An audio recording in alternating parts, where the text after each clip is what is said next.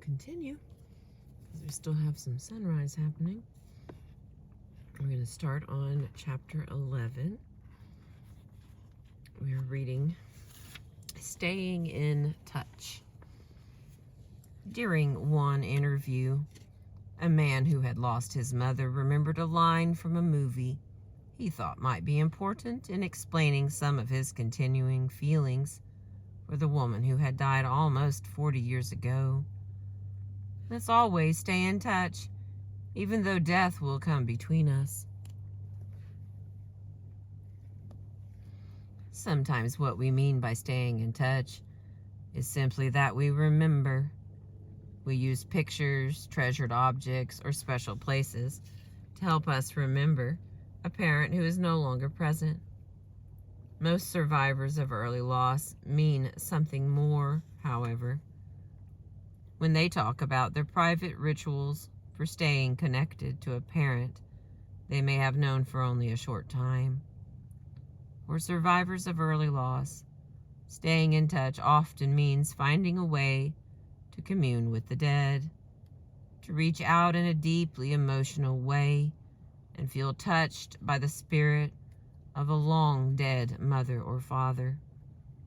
When a survivor looks at a picture or caresses a favorite necklace, he or she not only remembers the parent, but actually feels his or her presence.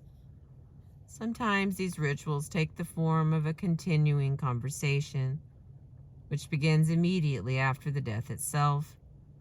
The young child continues a dialogue in his or her mind with a parent who becomes both father confessor and a fairy godmother, a dialogue that can no longer occur in everyday life. As the child grows, the dialogue does not cease. It matures. The conversation with the deceased parent becomes a source of secret strength and comfort as one confides one's worries, one's plans, and one's dreams. I'm going to get a boat in our shot here now. Woohoo! There's that sun.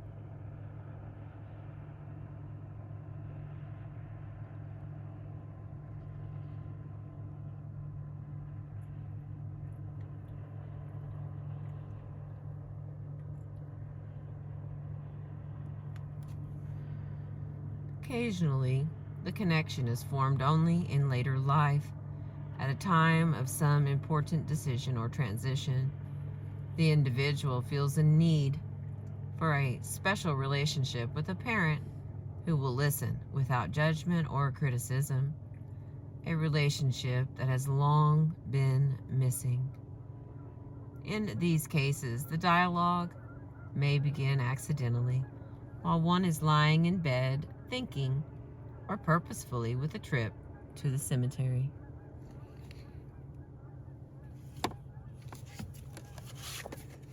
Once started, this inner conversation may become an ongoing and important part of one's life. While these silent conversations may seem like the self-talk and internal problem-solving in which we all engage, they are something more. The presence of the dead parent is deeply felt at these times, and the survivor uses the ongoing conversation as an essential way of staying in touch with the parent who is no longer alive. Despite the prevalence of these connecting rituals, most people told them to me with some anxiety and not a small amount of shame.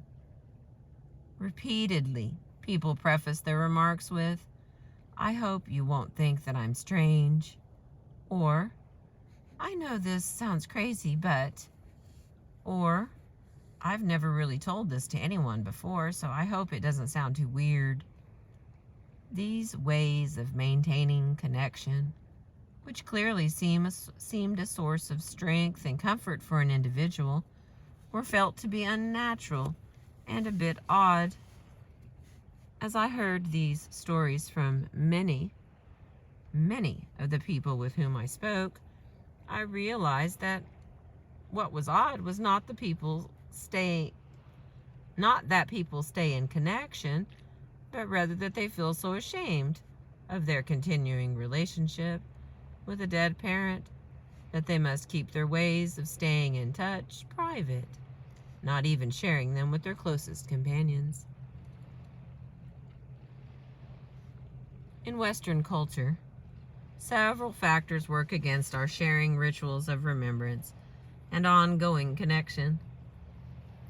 For years, conventional wisdom has said that the right way to mourn fully is to move on. As long as one continues to invest emotional energy in the past or in past relationships, so the theory goes, one is not free or able to enter into a new relationship in an open and complete way.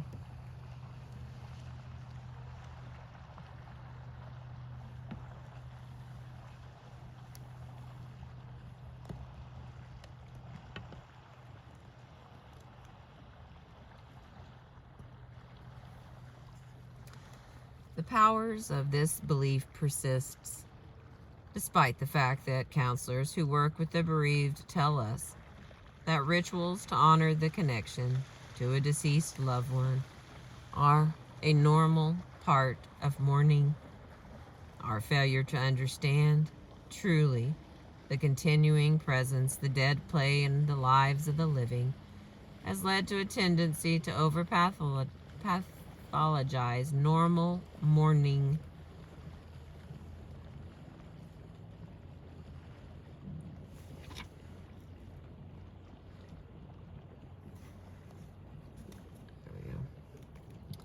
The cause of our reluctance to acknowledge publicly the power of the past can be found in our language, in the everyday metaphors we use to understand human growth and development. We talk about life as a journey, a path, or a road we must travel. If we seem unable to move from one point on the road to the next, we are told that we are stuck. If we take too much with us from one point in the journey to the next, we label what we carry as baggage. Heavy weight that makes it harder to move along more swiftly. Applied to a loss and mourning, this metaphor suggests that if we are to move easily and freely down the road, we must leave our connections to the past behind. In another metaphor, we see the strings or bonds that attach us to another person as encumbrances. As we grow up, we are told that we must cut the cord and stop holding on to mom's apron strings. A deal with no strings attached seems to be a good offer. Rather than feeling enriching and important, our connections often feel like the ties that bind. It is no wonder, given how reluctant we are to acknowledge ties in general, that we are especially wary of admitting an ongoing tie to one who is long dead. When Robert Lifton finished his interview with the survivors of the Hiroshima disaster, he concluded that in order to move beyond the horror of Holocaust, survivors needed a way to establish a continuing connection to those who had died. They also, however, needed to find a way to separate enough from the past so that they were free to make new connections in the present. Both too much and too little connection to the relationship of the past may make it difficult to move forward. A continuing connection to the relationships of the past, when it exists in a balance with the present, may be a necessary condition for establishing connections in the future, rather than preventing one from moving on, as many have suggested for so long. These connections may actually enable future growth. As I was preparing to begin writing this book, The Loss That Is Forever, I had a dream about the role of ongoing connection In the dream, I was watching a documentary about the boyhood of President Clinton. Part 1 of the film ended with the young Clinton preparing to leave home and drive his car to Washington, D.C., where he would attend college.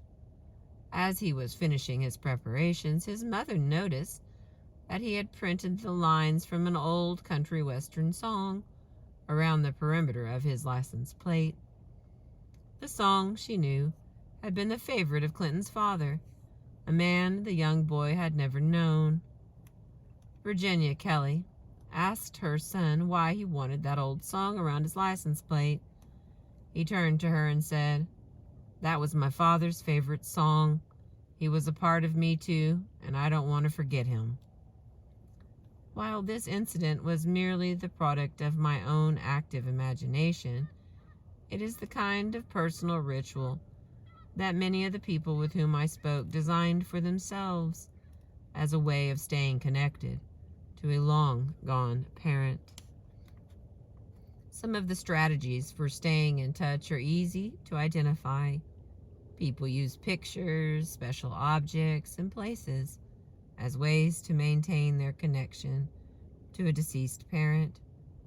Some engage in culturally sanctioned rituals that bring them in contact with a wide community of mourners. And still others continue an ongoing inner dialogue with a lost parent who assumes the role of a personal guardian angel. I'm going to read the first section here on this one. Pictures. Rock star Madonna has only one good luck charm she takes with her from place to place, always displaying it on the bureau of her hotel room.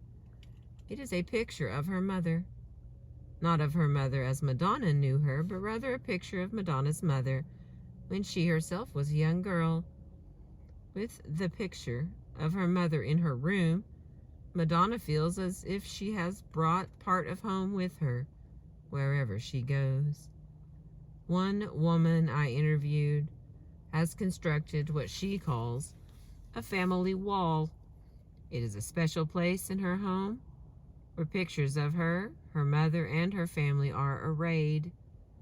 After her mother died, her father quickly remarried, and her mother was rarely spoken of in the home. The wall of remembrance reminds this woman of the life she had when her mother was alive. There are several pictures of her and her mother together, so that the wall reminds her not only of her mother, but of the relationship they shared. I just figured I wouldn't have this stuff in my life unless I could see it. I have nobody else to share it with. She does not spend hours staring at the wall of pictures. Rather, it forms part of the backdrop of her everyday life, something that is always there every time she walks down the hall, much the way a parent might have been. For years, another woman captured the feeling that her father was an everyday presence in her life by placing a picture of him in a drawer in her dresser. Whenever she opened the drawer, her father's picture would be there. It was almost as if she was greeting him for the day. She would close the drawer and not open it again until the next day. When she went off to college, her father's picture went along. Years later, when she married, her father's picture once again took up residence in a drawer in her bureau. At one point in her adult life, she sought counseling for a matter unrelated to the early death of her father. The therapist asked her about her past and about her father, and she told him of her habit of having her father's picture sit in the drawer just to remind her of him and to maintain her connection. The therapist asked her in which drawer her father's picture had been placed. "Why, my underwear drawer, of course," she replied. The therapist concluded that there were unresolved Oedipal issues between her and her father. To her credit, this woman recognized that the therapist was mistaken, terminated the therapy and found another counselor who was better able to understand the role her father's picture has served. The picture was in my underwear drawer, she says, because that's the only drawer I open every day. It was always there. First thing in the morning, I would take a look and close the drawer again. There was something very ordinary and routine about it all. Another man whose mother died when he was only 4 had a portrait of her painted from the only photograph that remained.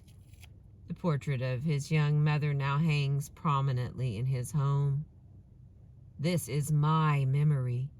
I want her on my wall. I want her in my life. Once again, this painting is just there, part of the decor, something he glances at in an almost unconscious way several times a day, not unlike the way a child glances at his mother as he goes about his routine. There is something very comforting for this man about having his mother's portrait on his wall. Another woman has used pictures of her father to introduce her children to the grandfather they will never know. As soon as her sons were old enough to recognize the pictures on the mantel, she began to tell them stories about Papa. The pictures are for her sons, but they are also for her father. She wants to bring him into her home as a vital presence, and the pictures are her way of connecting her father to the next generation. She says, "They know my father. He is definitely in our house." All right, I'm going to add one more to this. Objects. We're on page 275. When she won the 1994 Olympic gold medal for figure skating, Russian skater Oksana Bayu carried as her lucky charm the key to the home that she and her deceased mother had occupied together. For this talented orphan, this token key was her connection to her mother. The house they had shared together was gone, but the key could still open the door to memory and her mother's presence. Many of the interviews I conducted for this book took place in the home of the interviewee. People frequently chose to show me objects in their home that had belonged to their dead parent, objects which now held a place of honor and were important not only as furnishings or decorations, but as very literal connections to the parent who had died. One man commented, "I actually surround myself with the things that will remind me of him." His father's coin collection and a beautiful piece of crystal were proudly displayed. One woman recalls that she carried her father's lucky stone all through her wedding ceremony. "I felt he was there with me. We dedicated a Hallelujah chorus to him. It was really neat. I could feel his presence all day." The stone her father had carried in his pocket for years as his lucky charm served as a substitute for the father who could not be there himself to walk her down the aisle. For one man whose name is the same as his father's, his signature serves as a literal connection between his father and him.